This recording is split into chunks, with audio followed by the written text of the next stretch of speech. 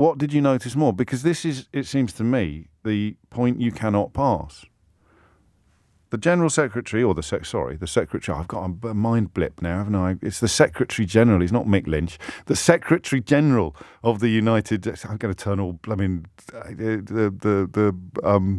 Gilbert and Sullivan now, I'm going to start singing it. He was the very model of a modern Secretary General. No, stop it now. All right, the Secretary General of the United Nations is quite a big cheese, he's quite a big deal. He's quite a big player on the world stage. Humanity, he said, has a choice. Cooperate or perish. I mean, the warning is stark. You can probably still find a Daily Telegraph columnist or a presenter on one of those weird new television stations claiming that the scientists don't know what they're talking about and nobody needs to panic. But everybody, with even a scintilla of comprehension on these issues, is now almost unanimous in this warning, this scale of warning. Humanity has a choice. Cooperate or perish. And yet I don't think you'd have noticed that speech. This is the first you've heard of it. And you're not stupid. You know, by dint of the fact that you tune into this particular radio station, you demonstrate an interest in current affairs, albeit an interest in current affairs, or indeed current affairs that are slightly distorted by the lenses of your favourite presenters. We choose the topics we're going to talk about. We don't choose what goes into the news bulletin, but you will know a little bit more about the things that Nick and me and Sheila and everybody else find interesting by dint of the fact that that's how, well, certainly that's how I work. I can't speak for anybody else. I talk every day about the stuff I find most interesting. And there it is.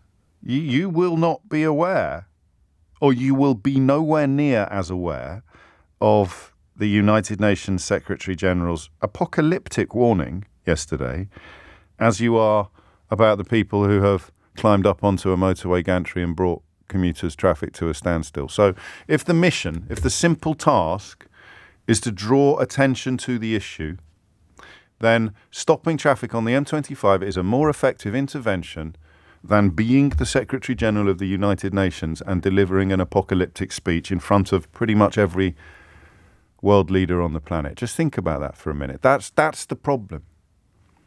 That's the craziness of this issue, right?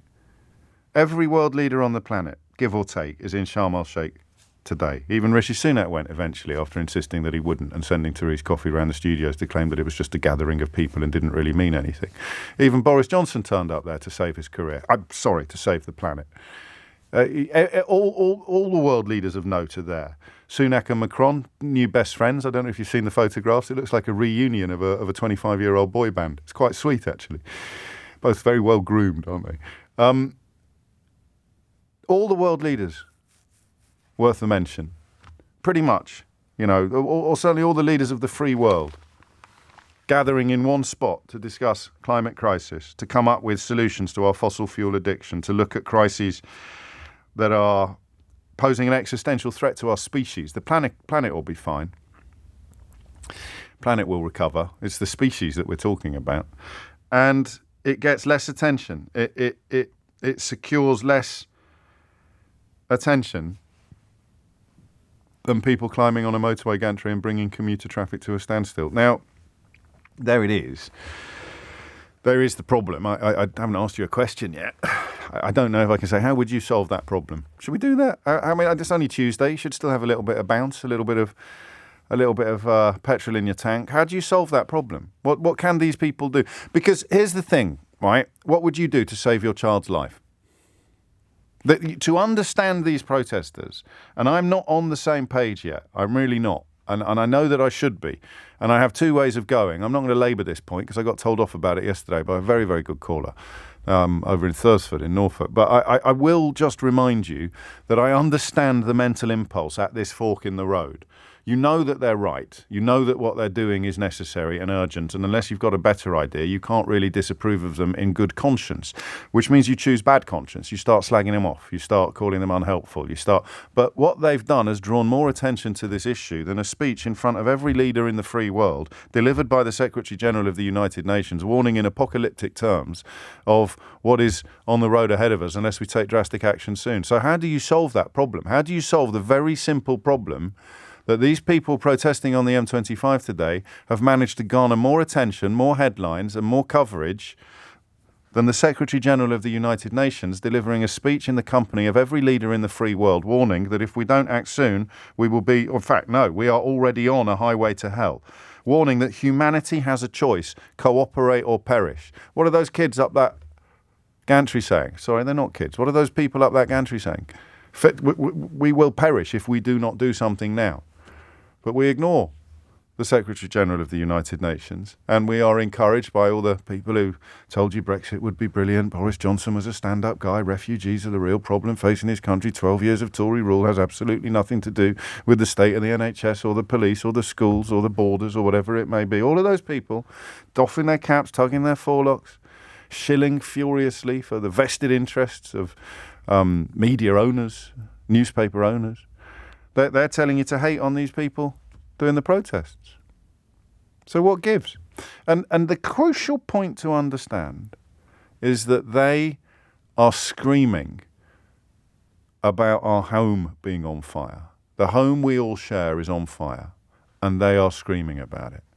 And some of the most powerful voices in the Western world are screaming back at them to shut up and ignore the flames. What else can they do? 0345 6060973. And what can we do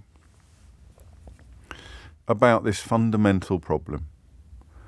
The fact that a 24-year-old woman up a gantry on the M25 will attract more attention, more coverage, more, quotes, news, end quotes, than a speech in a room containing the most powerful people on the planet, delivered by the Secretary General of the United Nations, warning in no uncertain terms that unless we change right now, we will perish. How do we do that? And crikey, I've got questions coming out my ears this morning. But at the heart of it is there any other way? Is there any other way?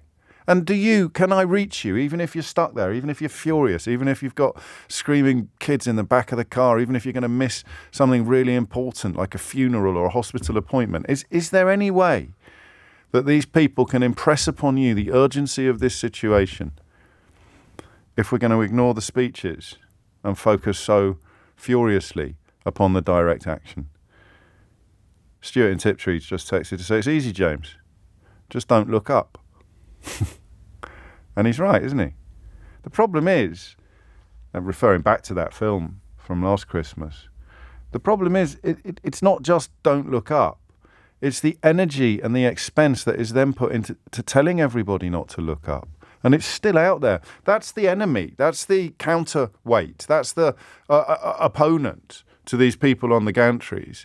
It's the most powerful institutions in this country have spent 20, 30 years telling you that there's nothing to worry about. I saw someone on Question Time. They used to work here, actually saying there's nothing to worry about. There's no such thing. This was last week or the week before. And you sort of, you can't quite believe your ears, even though you're aware of how boneheaded some of these so-called commentators and professional contributors to public discourse are. The idea that we would still have people now on the BBC's flagship discussion programme saying, oh, no such thing, don't worry about it. It's incredible. And yet, when these people climb these gantries, stop these commuters, then we talk about it. So what else could they do? And how do we fix the problem of them getting all the attention while the United Nations Secretary General merits barely a whisper?